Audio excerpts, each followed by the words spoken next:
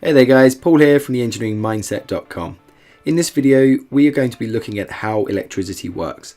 Now this is pretty essential knowledge for any engineer, so we'll run through the basic parts of what you need to know. So let's start at the very basics, and for that we need to take a look at the atom. Everything, including you, is made from atoms. All the materials we use are made from atoms. The materials are just different because the construction of their atoms are slightly different. The atoms are made from three particles, two of which are found inside the nucleus, and the third particle sits outside this. At the center of the atom we have the nucleus. Inside the nucleus we have the neutrons, which have no charge, and we also have the protons, which are positively charged. The neutrons and the protons are much heavier than the electrons, so these will stay within the nucleus. Surrounding the nucleus are different layers of orbital shells. These are like flight paths for the electrons. The electrons flow along these flight paths much like a satellite orbits our planet, except that the electrons travel at almost the speed of light. The electrons are negatively charged and they are attracted to the positive charge of the protons. The electrons orbit around the nucleus in these orbital shells, and there are a set number of how many electrons can be in any one orbital shell. The number of protons, neutrons and electron an atom has tells us which material it is. Atoms hold on to their electrons very tightly, but some materials will hold on to them more tightly than others. The outermost shell is known as the valence shell, and in this shell some materials have loosely bound electrons which can flow to other atoms. Atoms which can pass electrons are called conductors, and most metals are conductors. On the other hand, atoms which do not have free electrons and so they can't pass electrons between other atoms are known as insulators, and these are things like glass and rubber. Now we can combine these materials to safely use electricity by having the conductor in the center, which allows the electrons to move, but surround this with an insulator to restrict where they can flow to, i.e. not into us, which keeps us safe. If we look inside a slice of copper cable at the free electrons surrounding the nucleus of the copper atom, you'll see that the free electrons are able to move to other atoms, but this happens randomly in any direction. If we then connect the slice of copper cable to a closed circuit with a power source, such as a battery, then the voltage will force the electrons to move, and these will then all flow in the same direction to try and get back to the other terminal of the battery. When I say circuit, this just means the route which electrons can flow along between the two terminals, the positive and the negative, of a power source. So we can add things into their path like light bulbs, and this means that the electrons will have to pass through this in order to get to the other terminal, and so we can use this to create things such as light.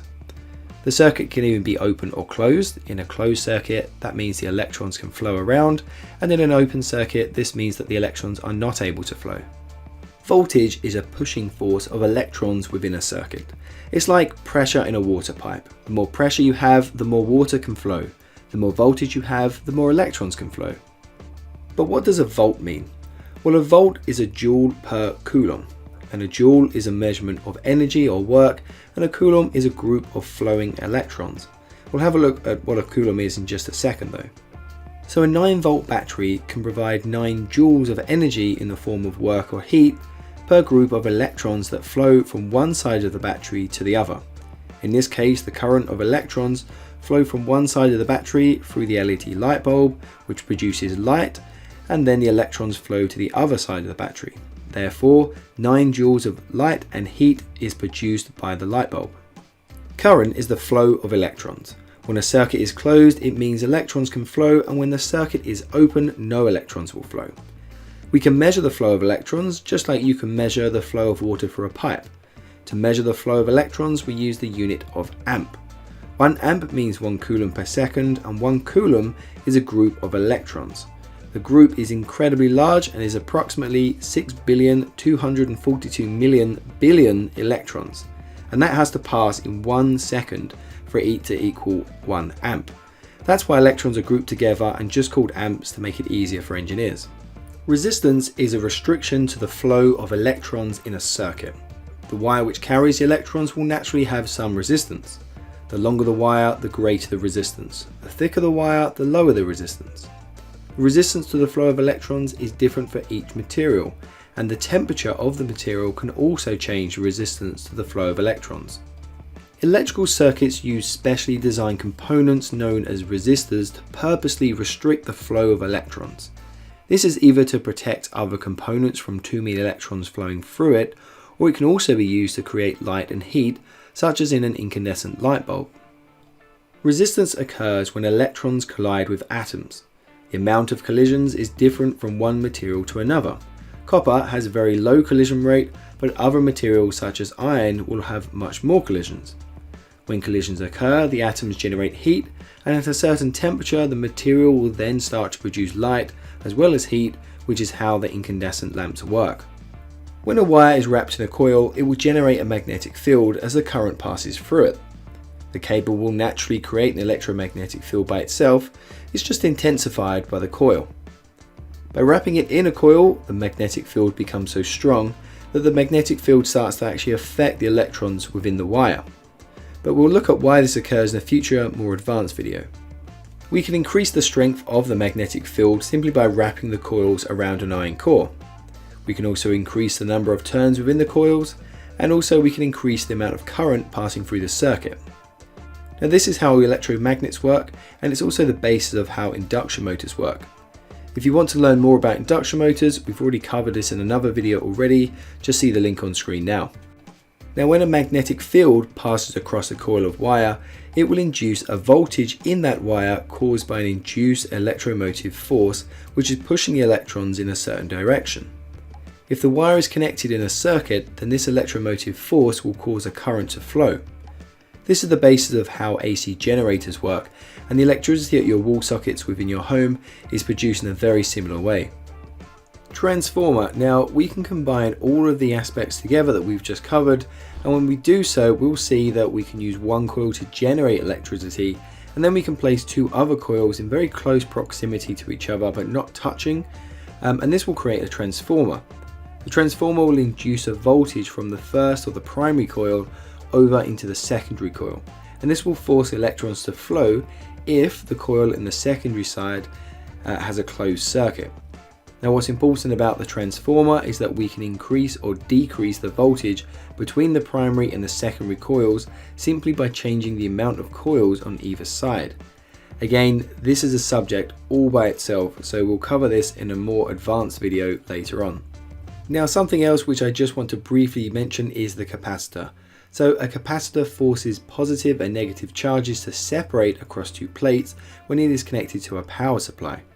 This causes a build-up or store of electrons within an electric field. When the power supply is cut or interrupted, these charges will then be released, flow up and meet again. This provides a power source, but only for a few seconds until the charges have paired back up again. It's slightly similar to a battery, but capacitors are very common and they're in almost every single circuit board. We'll cover this obviously in more detail in a future video, just be aware of these. So the last part I want to cover in this video is that there are two types of current electricity, that being alternating current or AC and then direct current or DC. Alternating current simply means that the current flows backwards and forwards in a circuit as the terminals are constantly reversed. This is a bit like the tide of the sea. It goes in and out, in and out, in and out, so that it's reversing constantly. Now alternating current is the most common source of power, and the plug sockets in your homes and your buildings and schools and workplace, etc. These will all be providing alternating current, AC. Now on the other hand, we've got direct current or DC, and that simply means that the current flows directly in only one direction. It does not alternate. This is what's provided from batteries, and almost all your handheld devices are from this as well. So we can convert AC to DC and vice versa using power electronics. And this is how we charge and power small devices. And it's also how solar panels can be used to power our homes, because solar panels produce DC power and our homes need AC power. So we have to convert this for it to be usable. So both AC and DC have pros and cons to it, but for sure we'll look at this in another later video. It's a bit more advanced. And there's also quite an interesting history behind why we use AC and DC and the inventors behind that. If you've got 10 minutes, I definitely recommend having a Google or a YouTube of this too.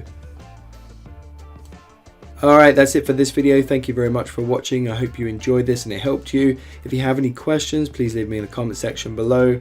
Also, don't forget to subscribe and check out our website, theengineeringmindset.com.